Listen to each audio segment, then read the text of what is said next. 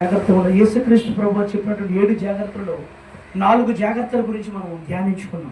4 జాగ్రత్తల గురించి మనం మాట్లాడుకున్నాం. అందులో ఒకటి వినుటలో జాగ్రత్తగా ఉండాలి, రెండోది ప్రార్థన చేయుటలో జాగ్రత్తగా ఉండాలని మొదటిగా 2 మాటలు మీకు అందించి ఉన్నాను. తర్వాత మనం రెండోది చూసినట్లయితే మనం ధర్మ కార్యములు చేయనప్పుడు జాగ్రత్తగా ఉండాలని మీకు తెలియచేశాను. అబద్ధ ప్రవక్తల గురించి కూడా మీరు జాగ్రత్తగా ఉండాలని తెలియచేశాను. ఇంకా మిగిలినటువంటి 3 జాగ్రత్తలు కూడా మనం ఈరోజు నేర్చుకుందామని మీకు నేను తెలియచేస్తూ ఉన్నాను.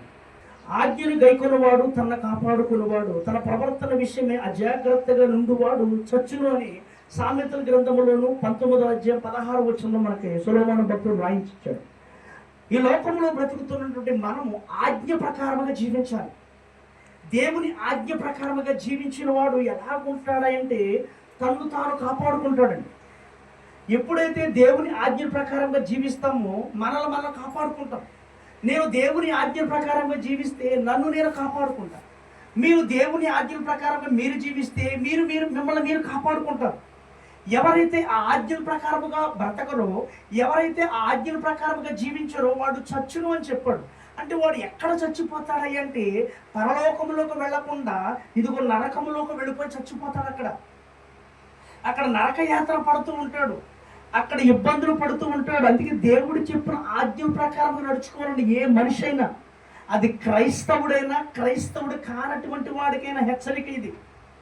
నువ్వు దేవుడిని అంగీకరించకపోయినా, నువ్వు దేవుడిని మనసారా ఒప్పుకోకపోయినా, ఈయన నిజమైన దేవుడిని నువ్వు అంగీకరించకుండా నీ ఇష్టానుసారమైన జీవితాన్ని జీవించినా నీవు ఎప్పటికైనా మరణమైన తర్వాత మాత్రం నీ స్థితి ఏమైపోద్దంటే ఈ భూమి మీద చచ్చిపోతావేమో, కానీ అసలైన మరణం పేరు చచ్చిపోయిన తర్వాత ఉందండి.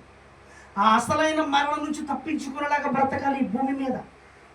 అలాంటి బ్రతుకులు బ్రతికేలాగా ఉండాలంటండి.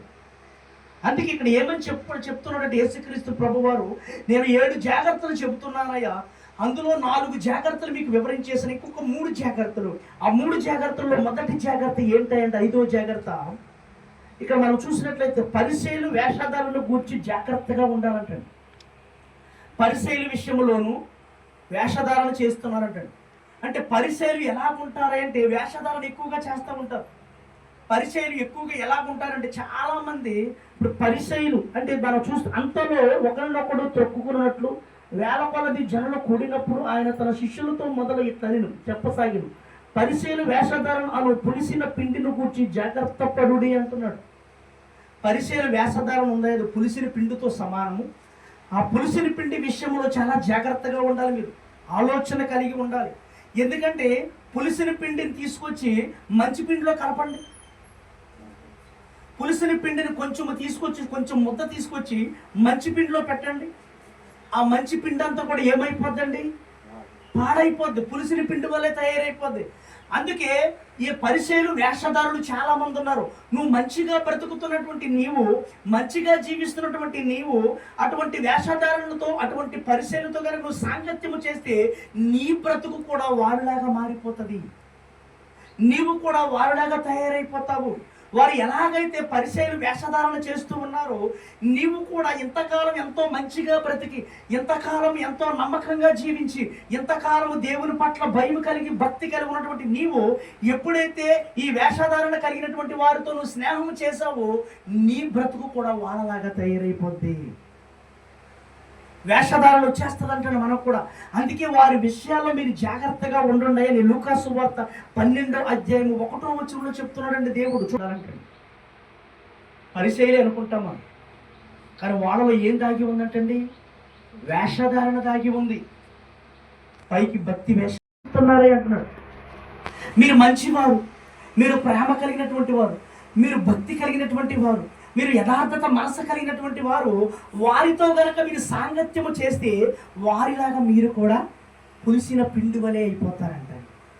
పులిసిన పిండిని ఇంట్లో ఉంచుకుంటారా? బయటికి పారవేస్తారా? పులిసిన పిండిని ఏదైనా కూడా ఇంట్లో దాచుకోరండి, ఫ్రిడ్జ్లో దాచుకోరు, బయట పడేస్తారు. మన బ్రతుకులు కూడా బయట పారేసే బ్రతుకులాగా తయారైపోతాయి అంటండి. అందుకే వారి విషయాల్లో జాగ్రత్తగా ఉండండి అయ్యా అంటున్నాడు. ఇంకా వీరి గురించి ఇంకా ఏమని చెప్తున్నాడంటండి? వేషధారులైన శాస్త్రులారా, పరిసయ్యులారా, మీరు మనుషుల ఎదుట పరలోక రాజ్యమును మూయుదురు, మీరందరూ ప్రవేశించు వారిని ప్రవేశింపనీరు. అయ్యో వేషధారులైన శాస్త్రులారా, పరిసయ్యులారా, ఒకరిని మీ మతములో కలుపుకొనుటకు మీరు సముద్రమును భూమిని చుట్టి వచ్చెదరు. అతడు కలిసినప్పుడు అతను మీకంటే రెండంతలు నరకపాత్రునిగా చేయుదురు. అయ్యో వేషధారులైన శాస్త్రులారా, పరిసయ్యులారా, మీరు పుదీనాలోను సోపులోను జీలకర్రలోను 10వ వంతు చెల్లించి ధర్మశాస్త్రంలో ప్రధానమైన విషయం అనగా న్యాయమును కనికరమును విశ్వాసమును విడిచిపెట్టి వాటిని మానక వీటిని చేయవలసి ఉండేను. పరిచర్యల గురించి, శాస్త్రుల గురించి దేవుడు మాట్లాడుతూ ఉన్నాడు. వీళ్ళు ఏం చేస్తారో చెప్పనండి. పరిచర్యల గురించి, శాస్త్రుల గురించి, వీళ్ళ గురించి ఎందుకు దేవుడు అంత విపరీతంగా చెప్తున్నాడో తెలుసా? వీళ్ళ వేషధారులను ఎందుకు పిలుస్తున్నాడో తెలుసా? కొంతమంది ఏం చేస్తారంటే వీళ్ళు వెళ్ళరు, వెళ్ళేవాళ్ళని వెళ్ళనివ్వరు. దేవుని మందిరానికి వీళ్ళు వెళ్ళరు. నిజముగా వీళ్ళు వెళ్ళరు, వెళ్ళేవాళ్ళని వెళ్ళనీయకుండా అడ్డుకుంటారంటండి. ఇటువంటి వారి గురించి దేవుడు మాట్లాడుతూ ఉన్నాడు. వీళ్ళ విషయంలో మీరు జాగ్రత్తగా ఉండండి అని. వీళ్ళు ఏం చేస్తారంటే అమ్మ పెట్టదు, అడుక్కోనివ్వదు. వీడు వెళ్ళడు, ఇంట్లో వాళ్ళు వెళ్తానంటే వెళ్ళనివ్వడు. వీడు దేవుని మందిరానికి వెళ్ళి దేవుని వాక్యాన్ని ధ్యానించడు, దేవుని వాక్యాన్ని శ్రద్ధగా వినడు. వీడు వెళ్ళడు, కానీ ఇంట్లో వాళ్ళు వెళతానంటే అడ్డుకుంటాడు, వెళ్లకుండా అడ్డుకుంటాడు. ఇటువంటి వారి విషయంలో మీరు జాగ్రత్తగా ఉండండి అంటున్నాడు, హెచ్చరిస్తూ ఉన్నాడు దేవుడు. వీరు వేషధారులు అంటాడు. వీళ్ళు పైకి మాత్రము భక్తిగా నటిస్తారు. వీళ్ళు పైకి ఏదో భక్తున్నట్టుగా నటిస్తూ ఉంటారు. లోపలంతా క్రూరమైన ఆలోచనే, లోపలంతా కూడా చెడ్డ ఆలోచనే, చెడు తలంపులే. అందుకే అంటున్నాడు, ఒకవేళ నువ్వు అలా అడ్డుకుంటే మాత్రము నువ్వు వారికంటే నువ్వే భయంకరంగా నరకానికి పాత్రుడు అయిపోతావు అంటున్నాడు. అర్థమవుతుందండి? క్లియర్గా అర్థమవుతుందా? నువ్వు వెళ్ళవు, వెళ్ళేవాడిని వెళ్ళకుండా నువ్వు అడ్డుకుంటే మాత్రము రేపొద్దు నువ్వు మరణమైన తర్వాత మాత్రము నువ్వు అడ్డుకున్నావు చూసావా, వాళ్ళకంటే ముందు నువ్వు వెళ్ళిపోతావు నరకానికి, భయంకరంగా వెళ్ళిపోతావు. నువ్వు ఆనాడు నీ భార్య వెళ్తానంటే నువ్వు అడ్డుకున్నావు, నీ బిడ్డలు వెళ్తానంటే నువ్వు అడ్డుకున్నావు, నీ కుటుంబ సభ్యులు వెళ్తానంటే అడ్డుకున్నావు, నీ ఇంటిల్లి పాది వెళ్తానంటే నువ్వు అడ్డుకున్నావు. కాబట్టి వాళ్ళని కాదు కానీ వీడిని తీసుకెళ్ళి అందులో పాడండి అంటాడు నరకంలో. ఇది ఖచ్చితంగా జరిగిద్దండి, ఇది ఖచ్చితంగా జరిగింది. బైబిల్లో ఉన్న ప్రతీది కూడా జరుగుతుందండి, జరగదని అనుకోకండి. ఏం మూసేస్తున్నారంటండి? మనుషులు ఎదుట పరలోక రాజ్యాన్ని మూసేస్తున్నారంట వీళ్ళు. వీళ్ళు ఎవరంటే వేషధారులు అంట. వీళ్ళ విషయంలో జాగ్రత్తగా ఉండమంటున్నాడు ఆయన. అంటే వీళ్ళు ఎందుకు పరలోక రాజ్యాన్ని మూసేస్తున్నారంటే వీళ్ళు వెళ్ళట్లేదు కదా, వీళ్ళు వెళ్ళట్లేదు, వెళ్ళేవాళ్ళని వెళ్ళనివ్వట్లే. అందువల్ల పరలోక రాజ్యం ఏమైపోతుంటే మూయబడుతుంది. వీడు మూసేస్తున్నాడు, ఈమె మూసేస్తుంది ఇంట్లో ఉండి. కొంతమంది స్త్రీలు చూడండి, వాళ్ళు వెళ్ళరు, వెళ్ళేవాళ్ళు వెళ్ళనివ్వరు దేవుని మందిరానికి. కొంతమంది పురుషులు చూడండి, వాళ్ళు వెళ్ళనివ్వరు. అంటే కొంతమంది భర్తలు భార్యలకు అడ్డుకుంటారు, అడ్డుపడతా ఉంటారు. నువ్వు దేవుని మందిరానికి వెళ్ళొద్దు, దేవుని వాక్యాన్ని వినొద్దు అంటుంటారు. ఇటువంటి వారికి గొప్ప మరణ శిక్ష ఉందంటండి, ఇటువంటి వారికి గొప్ప నరకమే ఉందంటండి. ఎందుకంటే పరలోక రాజ్యమును మూసేస్తున్నారంట, అడ్డుకుంటున్నారు కదా. అడ్డుకున్నప్పుడు పరలోక రాజ్యం ఏమైపోతుందంటే మూత వేయబడుతుంది. వీరికి వెళ్లకుండా, వీరికి అధికారం ఇవ్వట్లే వెళ్ళటానికి, వీళ్ళకి ఆస్కారం ఇవ్వట్లే వెళ్ళటానికి, పరలోక రాజ్యం ప్రవేశించడానికి ఇంకా దేవుడు వీరికి దారి ఇవ్వట్లే. ఎందుకంటే వీడే చేతులారా మూసేస్తున్నాడు ఆ దారిని. నువ్వు వెళ్ళగలిగితే నీతో పాటు కొంతమందిని తీసుకెళ్ళు, నువ్వు వెళ్ళలేకపోతే వెళ్ళేవారిని వెళ్ళనివ్వు, నువ్వు అడ్డుకోకు అన్నాడు ఒక భక్తుడు. ఇక్కడ బైబిల్లో కూడా యేసుక్రీస్తు ప్రభువారు కూడా ఇదే మాట చెప్తున్నారు. నువ్వు పరలోక రాజ్యాన్ని మూత వేసేస్తున్నావయ్యా, జాగ్రత్త, నువ్వు అందులోనూ ప్రవేశించట్లేదు. ఇంకోటి ఏం చేస్తున్నాడు, ప్రవేశించే వారు కూడా ప్రవేశించనివ్వట్లే. అందులైన మార్గదర్శకులు అంటున్నాడు. అందులు వీళ్ళు గుడ్డి వారితో సమానం. వీరు గుడ్డి వారికి కళ్ళు కనపడతాయా? లోకంలో తిరుగుతూ ఉంటారు, లోకం ఉంటే చాలు మాకు అనుకుంటారు, దేవుడు మాకు వద్దంటారు. గుడ్డి వారితో సమానం వీరు. ఈ గుడ్డి వారైనటువంటి పరిచయులు చాలా భయంకరమైన వారు. ఈ గుడ్డి వారైనటువంటి వేషధారులు చాలా భయంకరమైనటువంటి వారు. వారితో మీరు సాంగత్యం చేయొద్దన్నాడు, వారితో మీరు అసలు మాట్లాడొద్దన్నాడు, అసలు వారు లేకపోవడమే మంచిదన్నాడు దేవుడు. భయంకరమైనటువంటి వేషధారులు మనకెందుకండి? వేషధారులు లేనటువంటి క్రైస్తవులు కావాలి. దేవునికి స్తోత్రం.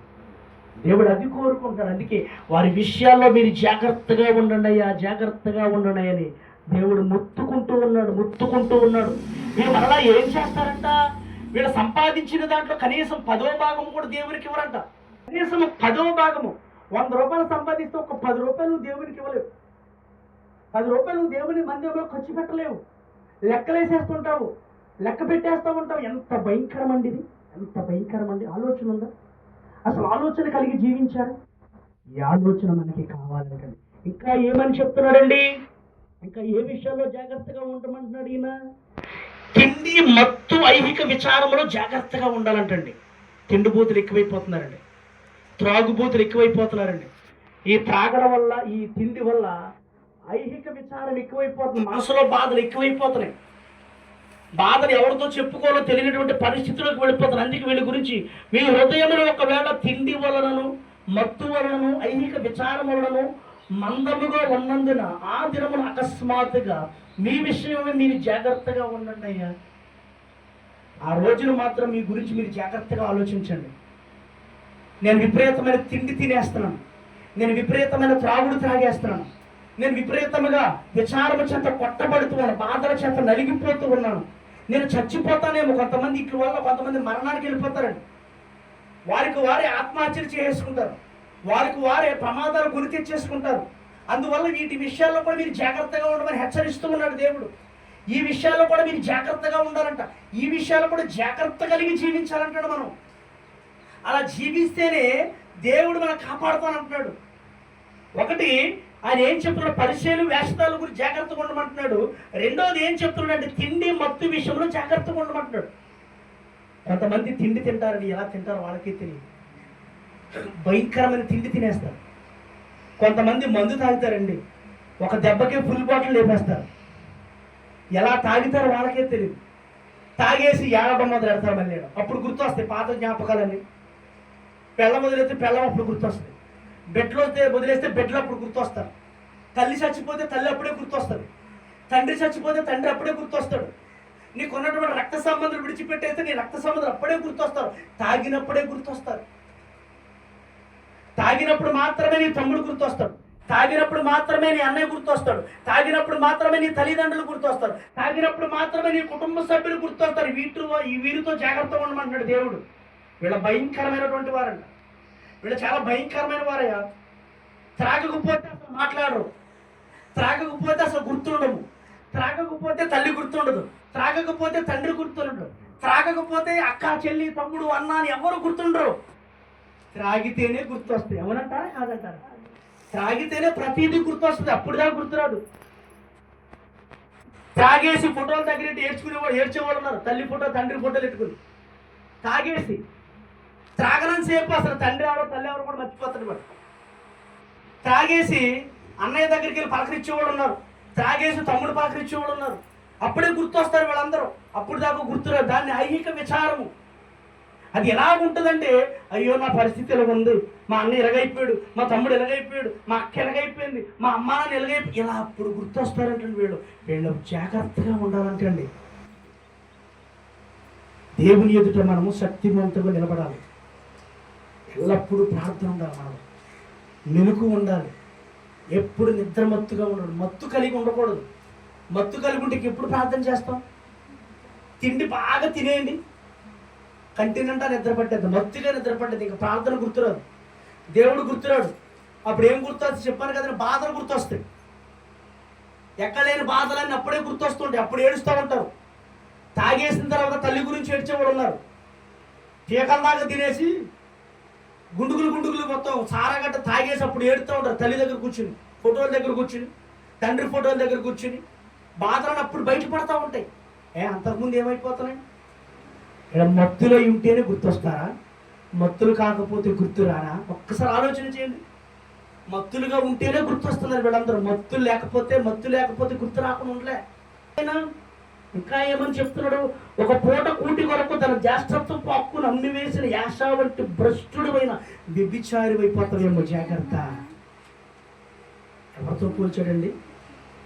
యాషా కూటి కొరకై తనకున్నటువంటి పెద్దరికాన్ని అమ్మేసుకున్నాడండి. ఆయన పెద్దరికాన్ని అమ్మేసుకున్నాడు, జ్యేష్ఠత్వపు హక్కును అమ్మేసుకున్నాడు. ఆయన ఒక్క పూట కూటి కొరకు ఎవరికి అమ్మేశాడు? తన సొంత తమ్ముడికి అమ్మేశాడు. ఒక్క పూట తినకపోతే చచ్చిపోతామా? ఒక్క పూట ఆహారం కోసము తనకున్నటువంటి నాకు అవసరం లేదురా, దీంతో నాకెందుకురా, ఈ జ్యేష్ఠత్వ హక్కు నన్నేం చేస్తుందిరా, నాకు అవసరం లేదు పెద్దరికము. ఆ పెద్దరికం ఏదో నువ్వే తీసుకుని నాకు అర్జెంటుగా భోజనం పెట్ట, ఆకలి అయిపోతున్నాడు. చుక్కుడికే కూరలు ఉంగిపోయాడు, ఎర్రగా వండుతున్నాడు, కలగలుపు కూరది మంచి ఎర్రగా దిట్టంగా కారం వేశాడు. కానీ ఆ కారం వేయగానే చూసిన వెంటనే మంచి ఎర్రగా కనపడుతుంది. ఆకలి మీద ఉన్నవాడికి ఎర్రగా కనపడితే ఎలా ఉంటుంది? చాలా ఆకలేస్తుంది కదా. ఆకలి వేయగానే అంటూ ఉన్నాడు, ఎవరు నాకు జ్యేష్ఠత్వం హక్కు ఏమొద్దు కానీ నాకు భోజనం పెట్టు తమ్ముడు అన్నాడు. వెంటనే తనకున్నటువంటి జ్యేష్ఠత్వ హక్కును ఒక్క ప్లేటు భోజనానికి అమ్మేసుకున్నాడండి. అటువంటి భ్రష్టుడుగా విభిచారిగా బ్రతకొద్దయ్యా, జాగ్రత్తగా ఉన్నాడు మీరని చెప్తున్నాడండి దేవుడు. అతను భ్రష్టుడు అయిపోయాడు, అతడు విభిచారి అయిపోయాడు. అలాంటి బ్రతుకులు మీరు బ్రతకొద్దయ్యా అని జాగ్రత్తగా ఉండమని చెప్తున్నాడు. మనిషికి ఏం కావాలంటే జాగ్రత్త కావాలి. చెప్తున్నాడు అంటే ముండ్ల పొదల్లో విత్తబడిన వాడు వాక్యము వినువాడే కానీ ఐహిక విచారం వాడ ధనమోహము వాక్యమును అణిచి వేసేస్తుందంట. ఐహిక విచారం ఏం చేస్తుందంటే వాక్యాన్ని వింటారంట, చాలా శ్రద్ధగా వింటారంట వాక్యం. ఇది ఎటువంటి విత్తనంతో సమానం అంటే ముండ్ల పొదల్లో పడినటువంటి విత్తనంతో సమానం అంటే. మనుషులు ఎలా జీవిస్తారంటే ముండ్ల పొదల్లో పడిన విత్తనము వాక్యం విత్తుతున్నప్పుడు ముండ్ల పొదల్లా ఉంటారు మనుషులు. వాళ్ళు వింటారు, శ్రద్ధగానే వింటారు, విత్తనం వేయగానే తీసుకుంటారు. కానీ ఐహిక విచారం వల్ల ధన వ్యామోహం వలన ఆ వాక్యాన్ని పక్కన పెట్టేస్తారండి. ధన వ్యామోహం కలిగి ఉంటారు, ఆ వాక్యాన్ని పక్కన పెట్టేసి బ్రతుకుతూ ఉంటారు. వారి విషయాల్లో జాగ్రత్తగా ఉండండి అయ్యా అంటున్నాడు దేవుడు. మనలో కూడా ఉన్నారు ఇలాంటి వారు. ఎందుకు లేరు? బోల్డ్ మంది ఉన్నారు. ఒక్కడు ఇద్దరు ఏంటండి? లోకంలో బోల్డ్ మంది ఉన్నారు. ఒక్కడిద్దరని మనం లెక్కించడానికి లేదు. 100 మంది 200 మంది అంటా కూడా లేదు. కొన్ని కోట్ల మంది ఉన్నారు ఇటువంటి వారు. ఐహిక విచారం వలన ధన వ్యామోహం కలిగి దేవుని పక్కన పెట్టి, దేవుని వాక్యాన్ని పక్కన పెట్టి ఎక్కువగా ధనాన్ని ప్రేమించేటువంటి మనుషులు లేరా? వింటారు, వాక్యాన్ని వింటాకే వెళతారు, వాక్యాన్ని వింటాకే కూర్చుంటారు. కానీ కొన్ని పరిస్థితులను బట్టి దేవుని వాక్యాన్ని పక్కన పెట్టేసి ధన వ్యామోహం కలిగిపోద్ది.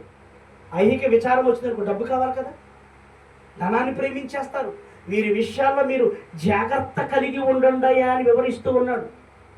7వదిగా ఆయన ఏమని చెబుతూ ఉన్నాడంటే మనుషులను కూర్చి జాగ్రత్తగా ఉండమన్నాడండి. ఎవరిని కూర్చోండి? ఈ ప్రపంచంలో భయంకరమైన వాళ్ళు ఎవరో తెలుసా? భయంకరమైనటువంటి జీవులు ఎవరో తెలుసండి? చాలామంది పాము అండి అంటారు, అది చాలా భయంకరమైందని అంటారు. కొంతమంది సింహం భయంకరమైంది కదని అంటారు. కొంతమంది పులి కూడా భయంకరమైందే కదా అంటారు. తోడేలు, ఏమండి, ఎలుగుబంట్లు, ఇవన్నీ కూడా భయంకరమైన జంతువులే కదా అంటారు. వీటన్నిటికంటే భయంకరమైన జంతువు ఏదైనా ఉందంటే మనిషేనండి. అర్థమైందండి? ఈ జంతువులన్నిటికంటే భయంకరమైన జంతువు ఏదంటే మనిషే. మనిషే భయంకరమైనటువంటి వాడు. అందుకే మనుషుల విషయాల్లో జాగ్రత్తగా ఉండమంటున్నాడు. పాముకు తలవారే విషయం ఉంటుంది, మనిషికి నిలువెల్లా విషయమే ఉంటుంది. అరికాలు మొదలుకొని నడినెత్తు వరకు విషమే ఉంటుంది. విషపు చూపే, విషపు ఆలోచనలే, విషపు మాటలే నీ మీద చిమ్ముతూ ఉంటాడు ఆ విషయాన్ని. అందుకే వారి విషయాల్లో జాగ్రత్తగా ఉండమన్నాడు. పాము తలకు విషం ఉంటుంది, అది కాటేస్తే బ్రతికితే చస్తే చచ్చిపోతాం. కానీ మనిషి అలా కాదు, బ్రతకనేవాడు చంపడు, మధ్యలో పెట్టి నలిపేస్తాడు, నలిపిలి చేసేస్తాడు. మనతోనే ఉంటాడు, మన కోతులు తీస్తూ ఉంటాడు. రాత్రి చెప్పారు కదా, మనతోనే ఉంటాడు, మనకు అన్ని గుట్టు రట్టులు చేస్తూ ఉంటాడు, మనతోనే ఉంటాడు, మన దగ్గర ఉన్నవారికి లాక్కుంటూ ఉంటాడు. భయంకరమైనటువంటి మనుషులు. అందుకే మనుషుల గురించి మీరు ఎలా ఉండమంటున్నాడు దేవుడు అంటే జాగ్రత్తగా ఉండండి అయ్యా అంటున్నాడు.